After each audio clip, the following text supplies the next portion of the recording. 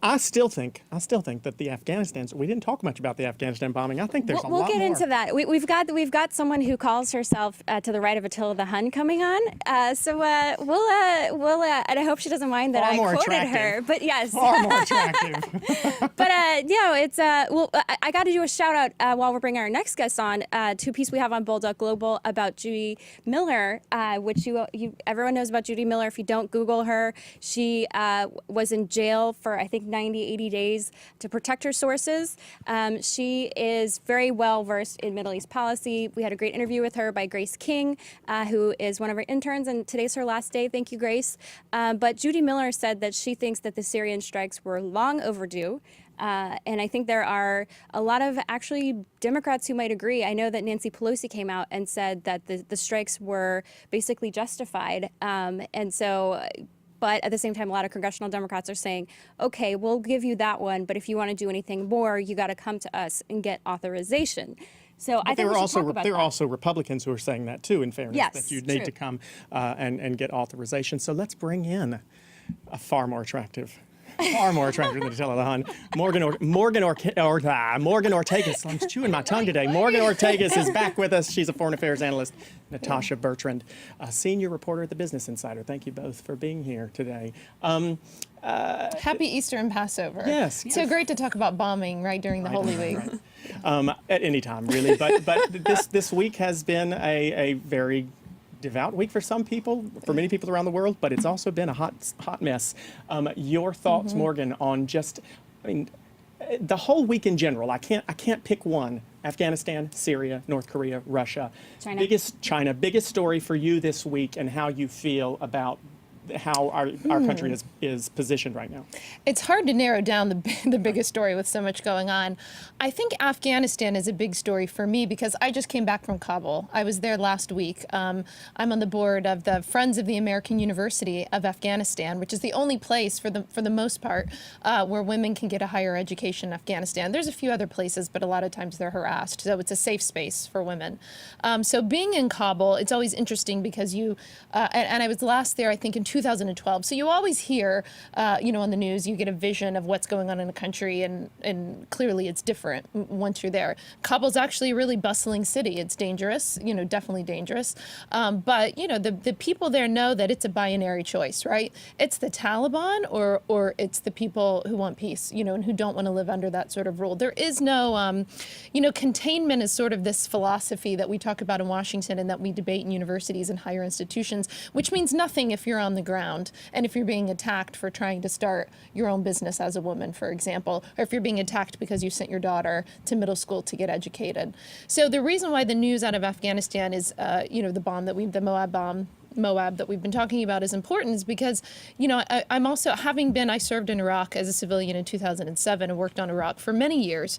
And I think one of the main differences between the Iraqis and the Afghanis when you're dealing with them is the Afghanis really want us there. As I said earlier, they know it's a binary choice. They know either the Taliban is going to win or they're going to win. There is no containment whenever you're living, especially as a woman in Afghanistan. Morgan, what did you see as far as ISIS? Because that was part of the justification that, with this Moab, we killed 36 members of ISIS. A lot of that's like one person per 1,000 tons.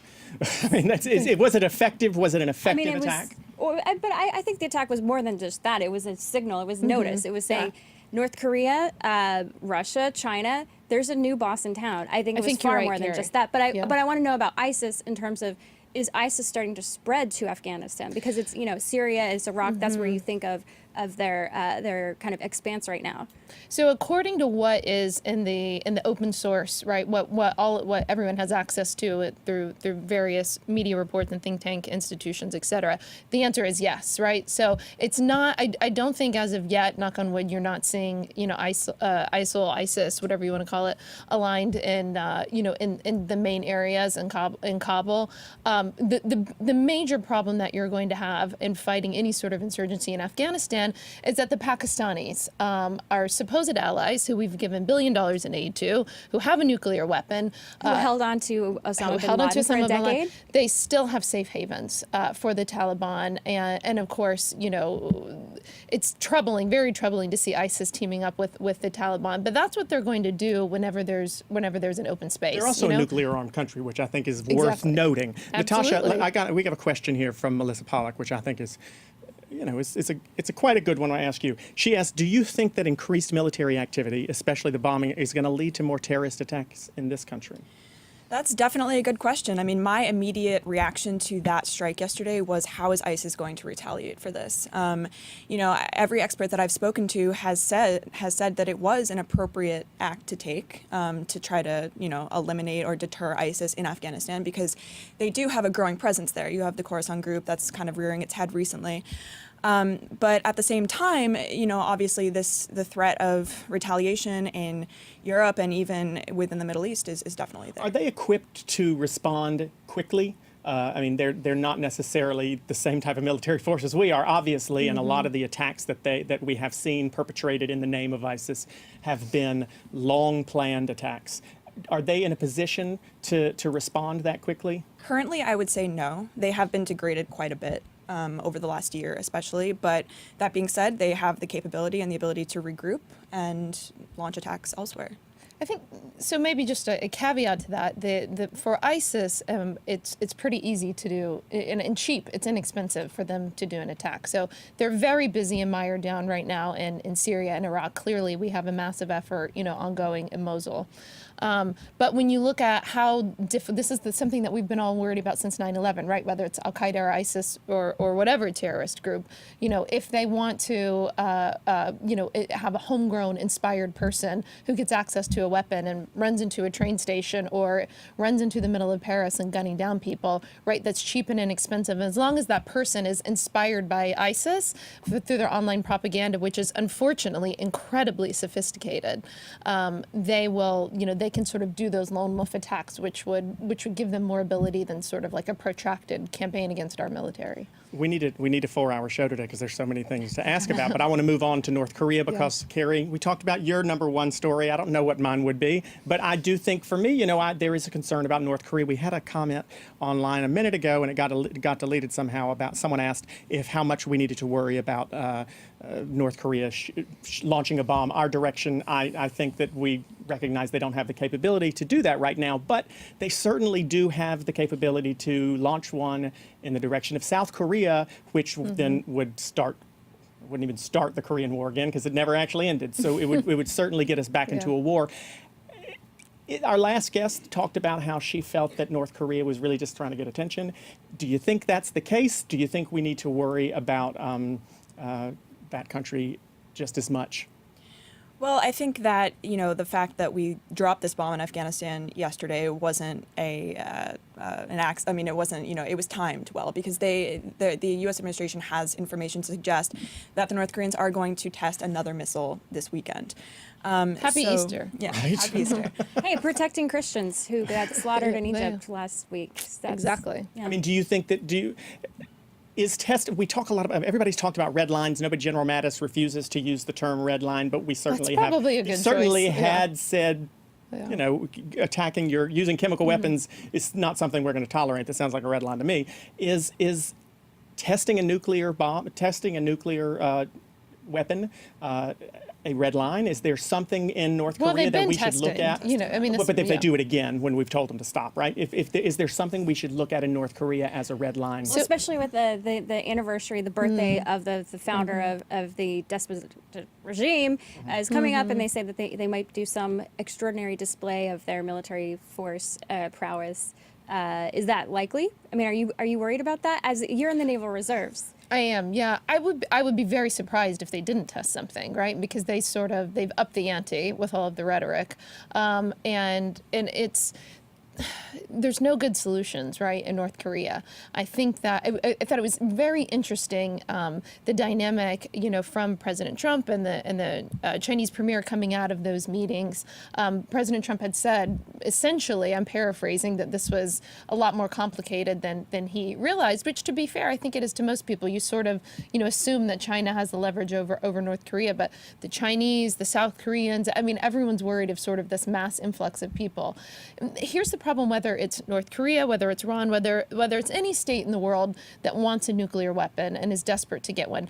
North Korea knows, Iran knows, insert whatever, crazy country decides to get a nuclear weapon, that why do we pay attention to Pakistan, for example, that we were just, talking about earlier?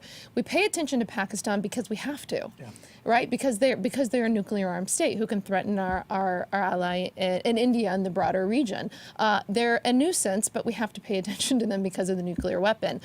North Korea, Iran, any of these rogue states that are trying to acquire these weapons, it's as much of a power play as anything else, in order to get attention. So the question, this is a fundamental thing that people studying international relations, in college and their master's degree right now are watching your show, or the people in the White House are debating, what options do you take from preventing these rogue states? So I was a part of SIDZATA, which was the sanctions when I was working at the Treasury Department that we pushed against Iran.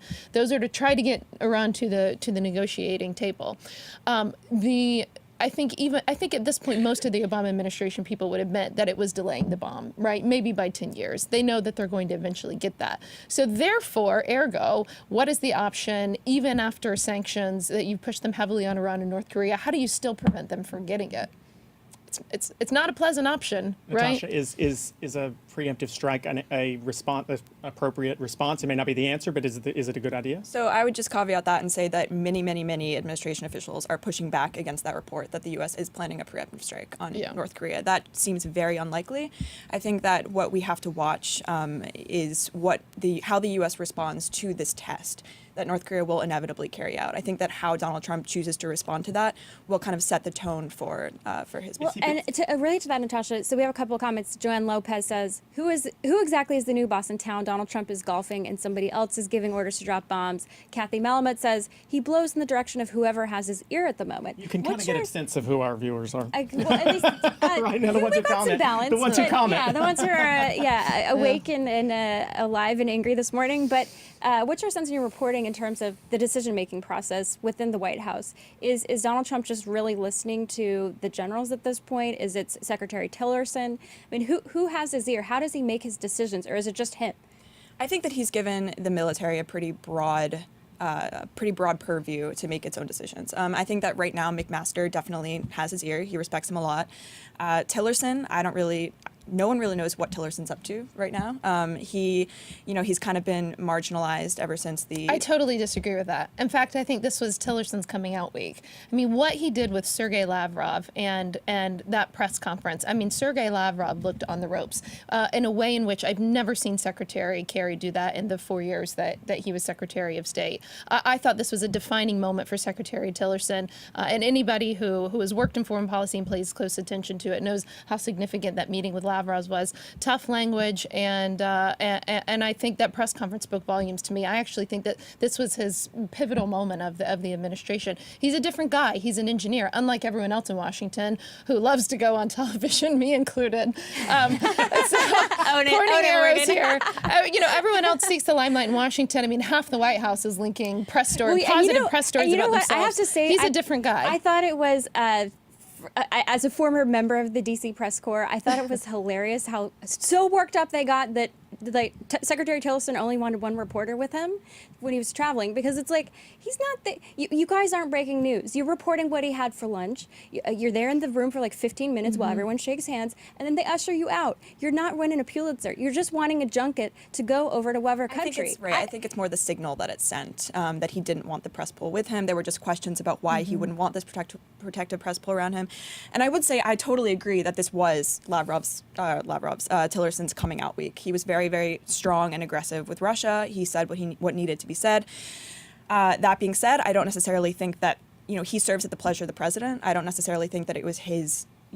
He's really. I mean, he not only didn't have a press pool, he's working with a pretty skeleton crew here too. I mean, there are very few people who have been appointed really since the cabinet and the State Department. Gosh, that's my first week back. Give me a break. The State Department is very understaffed, and at the same time, the president has been a little bit more aggressive militarily than he claimed that he was going to be on the campaign trail. Is he a hawk? Is he a hawk that we didn't? Is he becoming a hawk? Are we ignoring diplomacy and just showing muscle? Is that the plan now for America? So my contacts within the administration tell me that Tillerson and Mattis and McMaster are actually quite close. I believe that, this has been reported on publicly, I think that Tillerson and Mattis, both secretaries, have breakfast often whenever they're both in town. And I think with the type of actions going on around the world, the three of them are going to have to be close. Secretary Tillerson is very different from Secretary Carrie. It is not that, it wouldn't be that hard to be in Paris to find Secretary Carrie, and I'm not kidding, at one of the nicest hotels in Paris, sipping champagne, talking about how he's saving the world, whether it's in Syria or Israel-Palestine, and that went great. And Tillerson is a totally different kind of guy. He's an engineer. He ran what I think Exxon's the largest company in the world, or one of the largest, at least. Like, yeah, I mean, let's argue whether it's the Let's biggest or not not. whatever. pretend that America's diplomacy is not based pretty much solely on oil anyway. Yeah, well, we do our own now, so we don't need that. Drill, baby, drill. to be Okay, I got us off topic. Well, to be yeah. bipartisan in our commenters, Jamin Urquhart says Tillerson is brilliant. Melchizedek Bedrosian says. Did you say that correctly? I pronounced that Melchizedek That is Bedrosian. brilliant. I specifically ignored Melchizedek that one because I was going to ruin the name. It says the president is in charge and gives full authorization to do his military to do what is required to win, because we're going to get sick of winning.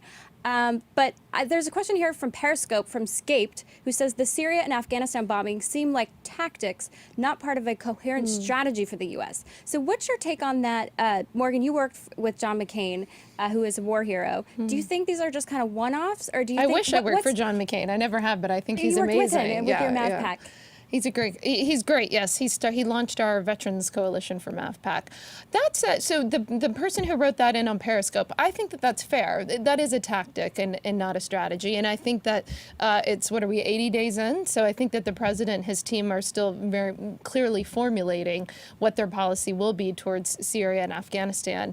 And it's, again, we can talk in theory all we want about realism and what that means in foreign policy and what what intervention means, what more troops mean. I mean, it's been widely reported that we have special forces and other operators in Syria for quite some time. And so the question is, what does this president and his team have the appetite for? Because there's three major hotspots in the world that we've been dealing with just this week: Syria, Afghanistan, North Korea. Can you take them all on at once? I think that depends on what taking them all on means. And this is where you're going to have to. This is where I think it's really good to have a negotiator like President Trump, because I think that he sometimes those of us in the foreign policy community, I think we get so obsessed with the nuance that we miss the forest for the trees. And somebody like President Trump looked at North Korea and he said, okay, I'm going to need the Chinese on this. Maybe I'm going to do some sort of deal with you on the South China Sea. Like, he gets it. But do you really, I mean, honestly, do you think that's what he's doing, or do you think that he had a meeting with the Chinese folks and I'm sorry, I'm still not, and I know him at least enough to believe that that's true. He's You do, not yeah. really, Apprentice. he's not really making a long-term plan here. I mean, I think he is someone, and we see him shouldn't, when he but- changes his mind. I do think that it's important, not necessarily to lay out a full plan for Syria right now, but it is important to coordinate messaging. And, over the past couple days, over the last week, we have seen kind of different messages coming out from, Nikki Haley, Rex Tillerson, even Sean Spicer. Nikki Haley has impressed me, by the way, and Yeah. I don't She really has like been it. extremely I don't like I saying am it. I don't like that saying woman's it. going to run for President Haley. You heard it here first. I'm not called it. going to I get that called far it. I think out on she's the going to limb, be the but I next do. Secretary of State before No, she but gets to she's president. before that. Yeah. Impressive. Yeah. Yeah. But I mean, so where is the red line for further intervention in Syria? Do they support regime change? These are all questions that need to be sorted. Natasha, just to that question about decision making, this was something that drove me nuts as a conservative, is that Trump didn't have a coherent ideology. We didn't know his principles. I think ideology, principles, doctrine, whatever you want to call it, we don't know what the Trump doctrine is. And President Obama actually said on his way out the door, I actually find comfort in that, in the sense that he's not going to put himself in a box. He seems like he's more of a pragmatist. Do you think that gives some comfort to progressives who maybe they were worried about him, but at the same time, it's like he's driven by pragmatism instead of by ideology? It could go either way. I mean, it could either really scare progressives and, everyone for, just the sheer fact of him being very unpredictable, or it could comfort them and say, look, he's willing to be flexible when being flexible is necessary. I don't think that, for example, Russia is used to having an unpredictable leader in the White House. In that sense, I think that it could be actually a good thing, kind of keeping Russia on its toes. Mary Kirkpatrick on Facebook says, terrified, we are all heading to war. Everyone is bomb happy. And as like I said, I wish we had 2 hours today to talk about it all. Before we let you go, I only have room for one ulcer. So, Syria, Yeah. ISIS, Russia, North Korea, China. One we should be most worried about. Our relationship with. Our relationship. Well, no, okay, one we should be most worried about. Probably right now, North Korea. I don't think that the president gets the luxury of picking and choosing. I think that he's gonna, he has to walk and chew gum you running at for the something? same time. No, I'm just saying. I didn't ask you which one he was diplomatic answer. worried about. I want to know which one. I mean, as Yeah. a country, which one poses the greatest threat to us, potentially? I would change my answer if that's the way you'd frame it. Yeah, go ahead. Change it. No, I mean, I don't necessarily think that North Korea poses a huge threat, but I do worry about the potential of us getting mired in a military confrontation with North Korea more than I worry about us getting mired in a military confrontation with Assad, for example. Okay. Yeah, I'm not trying to be evasive. I just think that you can't choose two totally different sets of threats that are could be equally damaging to us and our allies, especially Israel. If you look what's going on in the region. Listen, I think just if I could have go back to one thing. Every president comes in with what their doctrine is or what they think they're going to do. When you look at President Obama, he came in and he felt like he had a mandate to get us out of Iraq and to pull back in Afghanistan. And we saw what happened in Egypt. We saw that he went for intervention in Libya, and then I think he got pretty gun shy after that, which is why he chose inaction on Syria for 5 years, so to speak, after Libya. So I think that you can have all the best laid plans and all the doctrines in the world that you could get an honors thesis on, SAIS or Johns Hopkins where I went, but that all changes with the reality on the ground. 6 months ago, or right after the November election, if somebody would have told us that Donald Trump was going to, have a mission in Syria, a humanitarian mission, and bomb Syria due to a humanitarian response, I think we all would have said, there's no way. That's not his ideology. That's not his doctrine. But facts on the ground tend to change the president's Well, I mean, a lot of doctrine. people would argue, God, I'm going to just down another rabbit hole. A lot of people would argue that presidents historically tend to run to foreign policy when domestic policy is falling, is not going their way. And he's obviously had a pretty tough time with some domestic issues. I'm not saying that it's a distraction from the failings of those parts of his agenda, but we certainly have jumped into foreign policy a lot sooner Bill than... Clinton definitely did that when he was going through the impeachment issues. He bombed, throughout Yeah, the I mean, Balkans. yeah. Certainly, It several... happening all at once is interesting. Gassed babies are gassed babies, whether the healthcare reform package goes through or not. Sure, and we got a comment here. Diane Josher Maushri agrees. He says, it's a scary world we're living in, but I'm for the bombing. How much longer are we supposed to sit idly by and let those people rise to power? Personally, I think action needs to be taken. It's certainly a complex And Kathy Mooney issue. says, which country are we bombing today? Which is a good point too. Also, anyway, we Keep could the talk about this. conversation going. We could talk about Yes. this forever. We'll bring you ladies back. Absolutely. Yes, please. Thank you. Please, more, yes. I want to More- sing with you, Clay, the next time Bring I it, come. girl. I'm going to have a shot of tequila on air, and then we're gonna start singing. Okay. Morgan Ortagus, you heard it here. Her singing debut Yes, on Natasha Bold next time she's here. Bertrand. Great to have you, Natasha. Thank you guys very much. Thanks. So I have to say, though, on the China issue, as far as human rights, I think it's a little bit hypocritical. I mean, President Trump had this major bromance with President Xi Jinping from China. Turned his back on Putin, which is fine. It's good to turn your back on people like Putin, I think, until they reform. But China has major human rights violations. So Listen, why is it okay that, you know, we're going to go and be the moral authority in Syria when it comes to gassing, when it comes to China where he jails and the communist regime has no respect for human rights? But they don't use chemical weapons, and you cannot compare the two. So chemical weapons on children is different. And I'm not defending China and their human rights record at all, but certainly there's a difference. Also, Donald Trump gets along with whoever he's in the room with. And I'm willing to argue that had he sat in front of, and I'll give Secretary Tillerson some credit for this because he didn't do it, I would argue that if Trump and Putin were in the same room, I would imagine that it would have been a different story because Donald Trump is very good at charming the person he's in the room with. That's the real art of the deal for him. That's how he gets along with people. Did he charm you when you were Oh on yeah, the Apprentice? absolutely. What did he do? How did he charm you? He's very disarming. I mean, it was always kind of fascinating to me that, I mean, I went into the show with sort of eye-rolling thoughts about Donald Trump in general, and so Make that into a meme. but when you're in the room with him, maybe it's because he's built himself up to be the world's greatest businessman, which is not true at all.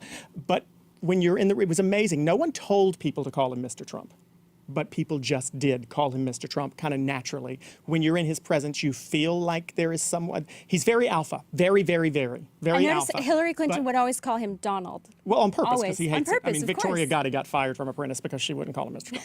But at any rate, So he did say that you had to call him Mr. no, he Trump, didn't call. He essentially. didn't say that So at you're all. gonna get but fired if you don't. He Okay. didn't say that at all. No, he didn't say that at all. But he's certainly alpha. But then he's incredibly complimentary to everyone. Always very complimentary to everyone in his presence. He's not very. He says you're fired, but he has a hard time doing it without praising the person right before he does it and after he does it.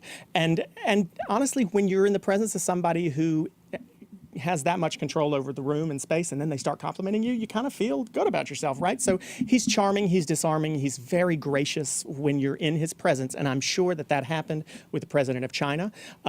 It has happened with most of the foreign leaders who have come to meet him. You haven't seen much tension. Maybe Merkel had a little bit of tension, but you haven't seen much I think tension. that was more because of the press. Because it was like Maybe. the press was saying, shake her hand. And he's like, screw you, press. I'm going to do what I want. Right, And I don't think it was about her. okay. So that's my take. point is. So you're making my point for me. He charms the people who he's in the room with. It'll be interesting if and when he meets with Vladimir Putin in person to see what the relationship with Russia looks like after that. And I imagine that he would at least say, "Oh, we're doing well. We're getting along perfectly." I mean, he might say that if he was in front of Bashar. You know what? You know what I'm talking about.